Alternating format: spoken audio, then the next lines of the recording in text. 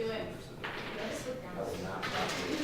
Because it's still really I hot. will not. I'm just like, you shop here regularly. Look at you. All of them, I'm like, Once you know that those eye contact moments, they want to. surveys,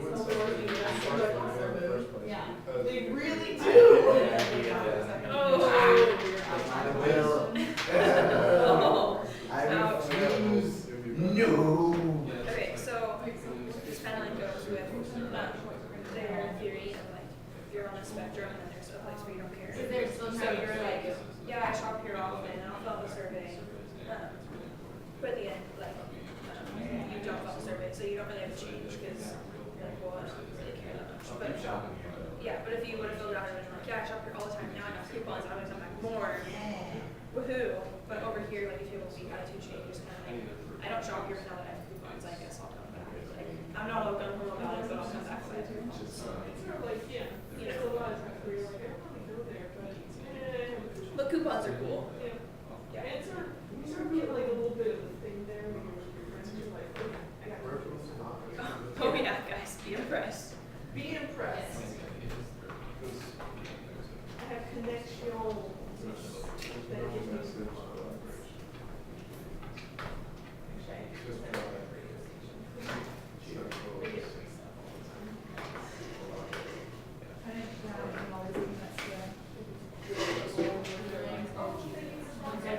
So we get a box of Krispy Kreme. Everybody all good? Yeah.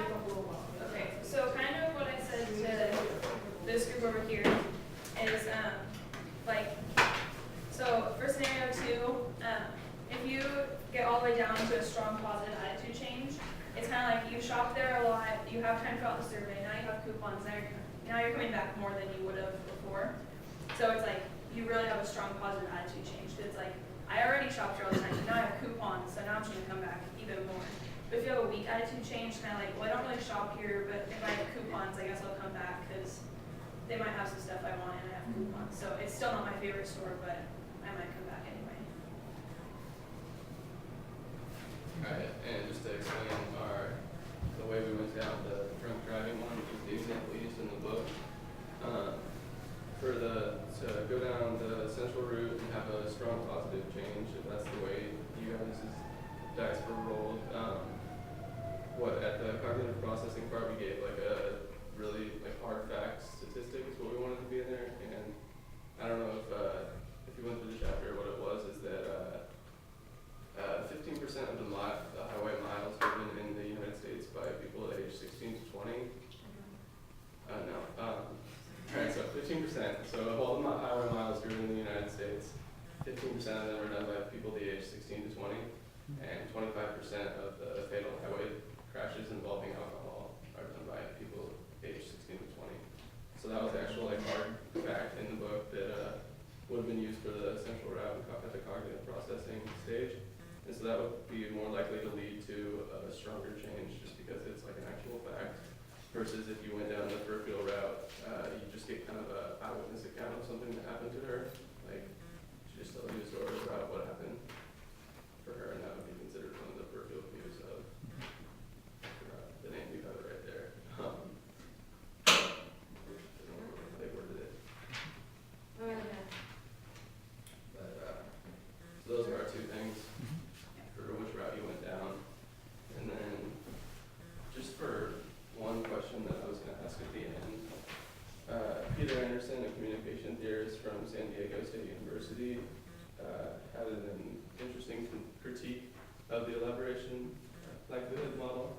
And what he's arguing is that the two routes are actually misnamed, and that the peripheral route should be the central route, and vice versa, simply just because peripheral cues and going down like that route for convincing someone of something is so much more common, and that so he thinks that they should be switched. And I was just going to get an idea of what you guys think about that. Do you think that kind of like most of the arguments that you receive, or people trying to convince you of something or tell you about something, go down kind of more the central route and would involve cognitive processing? You have to really think about what they're trying to say and all the facts that they have, or do you think that it's usually more based off of the peripheral route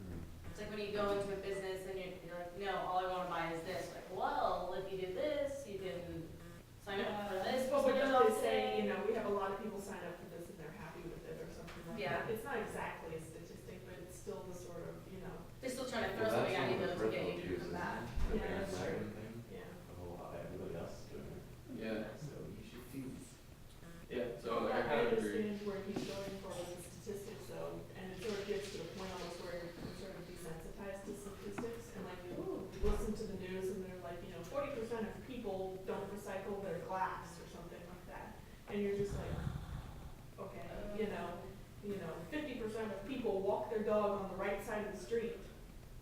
You know, so then they throw out a statistic that's actually important, and you're like, okay, you know, it's lost its punch. I think in like business settings, it's the central route, and I feel like everyday life, just being around school and work and stuff, it's peripheral.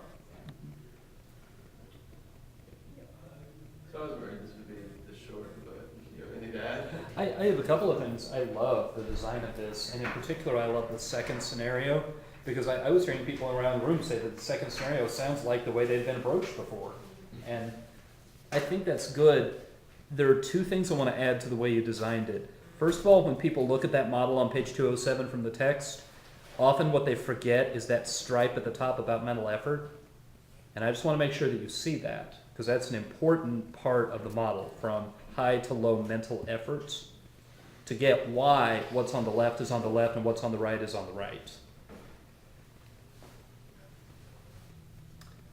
And then, forgive me, but there's one part on the bottom level that, unless I'm understanding it wrong, is just incorrect, which is, okay, on the scenarios, you get down to cognitive process, and there's the arrow down that says no. But look at page 207 in your text. When you get from cognitive processing to an unfavorable case, what do you get? Yeah, these scenarios are saying no change, and that's just not accurate. Wait a second. Which scenario are you talking about? They're the same on both.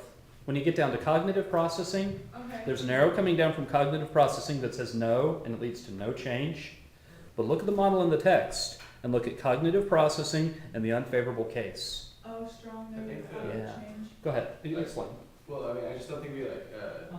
drew it out specific enough because, I mean, unless I don't understand this, Right. like, if you, isn't it the difference between the strong positive attitude change and strong negative change? Like, whichever one they end up there isn't, like, didn't you do the right thing, but it's whether or not you want them to think badly or towards something. No, Is that what it is? if you've got them to where that's an audience that's going to actually elaborate on the appeals, where they're going to think through and evaluate the evidence, if you then make a bad argument, it's effectively the boomerang effect for this theory, right? So if I were to say, for example, let's say I'm going to get you to fill out the survey, and I say, every time you fill out this survey, Justin Bieber's career is prolonged by a year. Get that survey away from me. I'm not touching it. So you get negative attitude change. Alright, yeah, I Right. misunderstood that. That's cool. Well, I mean, that's why we do this, to check and make sure that we're on it. So, part of the cognitive processing box is the argument strength. So for the drunk driving scenario, what could a really bad argument be? Like, you've got an audience, you go all the way down the left side, they're going to elaborate on your appeals. What's a bad argument you could make at that point that would just turn them against you? For which one? For the drunk driving one. The drunk driving one, the example from the book was zero tolerance. I don't remember the details from it. What were you persuading them of? It was, if you get a DUI, you lose your license until you're 21. Cool. Okay. What would be, once you've got their undivided attention, they're really going to think through your appeal, what would be a terrible argument to make at that point? It might make you less popular at parties, but Nobody should drink ever, it should be banned completely. Or how about, if we had zero tolerance and we took away your license the first time you had a DUI, most of those people have to move back in with their parents, and then the streets are safe. You think that would appeal to a college-age audience? That'd be a terrible argument. Dang, get that thing away from me. You look like your wheels are turning. I'm trying to, I don't understand positive and negative change then. So if you're trying to persuade me, Right. and you say something off the wall and I just completely disagree with you, I stick to my own ways. Well, okay. How about if in this context with the whole zero tolerance thing, what if there is, let's say there's a referendum and they're going to adopt it for the county, and so the specific action I want from you is I want you to vote yes on the referendum. So I go through all the process to make sure you've got time, you're motivated, and then I present compelling statistics that this is a real problem. I get strong attitude change from you that's positive, and you agree to vote for the referendum. Strong positive change, meaning I'm agreeing with you. Right. Okay. What if I have got your undivided attention, you're all ready to go, and I say, vote for this referendum and everybody who has a drink at a party and gets caught has to move back in with their parents. Are you gonna vote for that referendum? No. I'm gonna vote against that referendum. That's negative attitude change. Yeah, I'm gonna do exactly the opposite of what you're telling me to do. Okay. And someone else can come along and say, but wait a minute, this is a real problem. Let me give you the statistics about drunk driving. Nope, it's gonna resist counter-persuasion, it's gonna endure, and it's gonna predict behavior. Yeah. So other questions? So the difference between no change and strong negative attitude change Right. is no change, you already thought that, and strong negative attitude change, you were kind of indifferent, and then they persuade you to go against them. Right. Okay? We're good? Okay. We're good.